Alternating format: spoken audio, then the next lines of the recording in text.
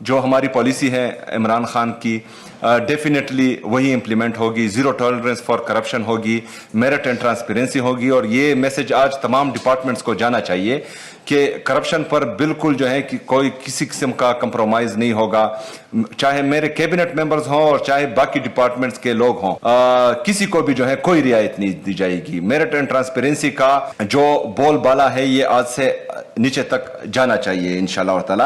اس کے ساتھ ساتھ میرے ایڈوائزر فائنانس مزمل اسلم صاحب سے بات ہو گئی ہے, تو انشاءاللہ تعالی ہم صوبہ خیبر پختونخوا کو سود کے ناسور سے پاک کریں گے انشاءاللہ تعالی. اور اس کے لیے جو ہے پالیسی بنائی جا رہی ہے اور اس میں جو ہے ہم اسلامک انویسٹمنٹ لے کر آئیں گے تاکہ سود کا نظام جو اللہ تعالیٰ قرآن مجید میں فرماتا ہے اور جس کا مفہوم یہ ہے کہ یہ میرے اور میرے رسول کے خلاف اعلان جنگ ہے, تو انشاءاللہ ہم کوشش کریں گے کہ اس ناسور کو خیبر پختونخوا سے پاک کریں.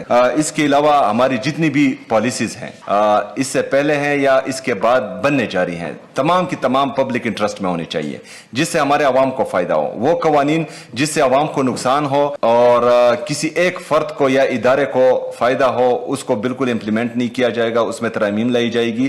اور اس سے بعد جو قوانین بنیں گے وہ صرف اور صرف عوامی مفاد میں بنیں گے اور عوامی مفاد کو دیکھ کر ہی بنیں گے.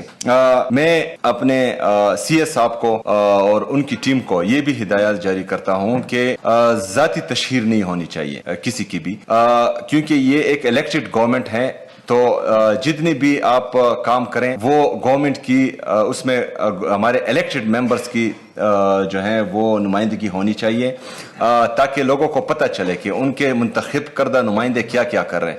کیونکہ الیکٹڈ ممبرز نے ہی دوبارہ الیکشن میں جانا ہے اور انہوں نے عوام سے ووٹ مانگنا ہے. ہم نے اگلے الیکشن کے بارے میں نہیں سوچنا. میرا لیڈر میرا قائد نیکسٹ جنریشن کے بارے میں سوچ رہا ہے, تو ہم نے بھی جو ہے اپنے نیکسٹ جنریشن کے بارے میں سوچنا ہے.